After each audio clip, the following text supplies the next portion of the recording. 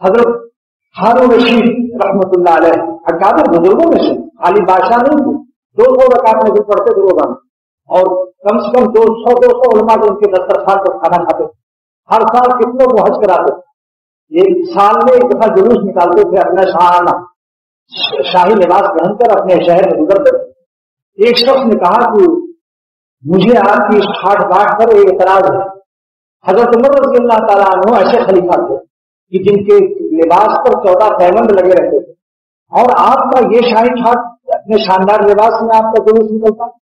تو حقیقت کیا تھی کہ وہ جلوس جس شاہی لباس جسم پر تھا مگر دل میں اس کا اثر نہیں تھا۔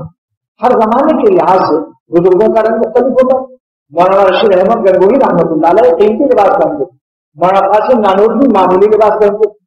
ایک شخص نے کہا نیا بزرگی تو ان کے پاس ہے، مولوی قاسم نانوتوی کے پاس، مولانا رشید احمد کیا بزرگ ہیں، اتنے ٹھاٹ سے رہتے ہیں۔ تو مولانا قاسم نانوتوی نے فرمایا ظالم تو کیا سمجھتا ہے ان کی مقام کو، ان کے لیے ریشم کا ٹکڑا اور بولنے کا ٹاٹ برابر، اگر ہم اتنا قیمتی لباس پہن لیں تو ہمارے دل میں نہ جانے کتنی خرابیاں آ جائیں، بڑائیاں آ جائیں۔ یہ مولانا گنگوہی کا مقام ہے، اس لباس کے باوجود ان کے دل میں کوئی اثر نہیں، ان کی بندگی اور صلاحیت اور رفیت کا پارا صحیح نارمل ڈگری پر رہتا ہے۔ تو ایسے ہی انہوں نے لباس اچھا پہنا۔ تو ایک شخص جب اعتراض کیا کہ تم تو بھائی خلیفہ حضرت عمر کی طرح سے پیمن لگاتے ہو اور سوکھی روٹیاں اور کھجورے کھا کے منہ ڈالتے ہو، مرغی کا پلاؤ بھی کھا رہے ہو۔ تو فرمایا کہ ہارون رشید نے جواب دیا کہ حضرت عمر رضی اللہ تعالیٰ عنہ کی حکومت ان اولیاء اللہ پر تھی جن کے پیٹ پر پتھر بنتے تھے اور جو کھاتے سے بے ہوش ہو جاتے تھے، جیسے حضرت ابو ہریرہ۔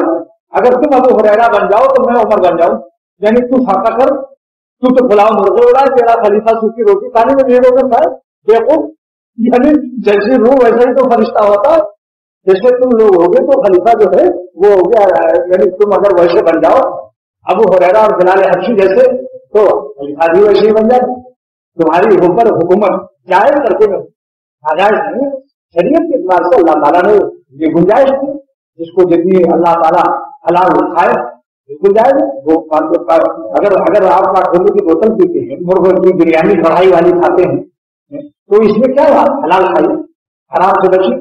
اس زمانے میں تو بہت ضروری ہے کہ اللہ دے تو خوب اچھا کھائیے، کیونکہ اب اس زمانے میں پہلے تو کم خوردن، کم کھاؤ، کم سو، کم بولو اور کم لوگوں سے ملو۔ حکیم الامت مجدد الملت نے فرمایا کہ اب کم بولنے کا حکم تو جاری باقی رہے گا، کم بولنا اور کم لوگوں سے ملنا بلا ضرورت نہ ملے، مگر خوب کھاؤ خوب سو۔ اب تقلیل کلام اور تقلیل کلام تو ہے مگر تقلیل طعام نہیں، اس لیے کہ کم سونے سے اور کم کھانے سے انسان کمزور ہو جاتا ہے۔ اب یہ زمانہ اس صدی میں ہمارے ہوا کمزور۔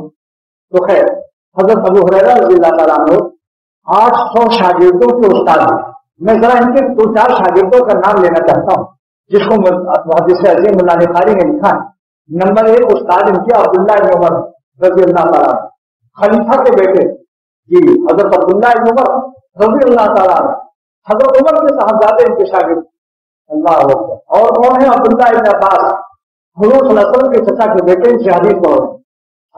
اور حضرت جابر رضی اللہ تعالیٰ عنہ جنہوں نے 18 جہاد لڑے، 94 سال کی عمر پائی، مدینہ شریف میں خبر ہے، آخری صحابی ہیں جن کے انتقال کے بعد مدینہ صحابہ سے خالی ہو گیا۔ آخر ممات بالمدینہ، یہ وہ صحابی ہیں حضرت جابر رضی اللہ تعالیٰ عنہ، مدینے کے آخری صحابی۔ ملا علی قاری محدث عظیم نے لکھا ہے ایسے ایسے لوگ شاگرد حضرت انس رضی اللہ تعالیٰ عنہ جو بصرے کے آخری صحابی، ان کے انتقال کے بعد بصرہ صحابہ سے خالی ہو گیا۔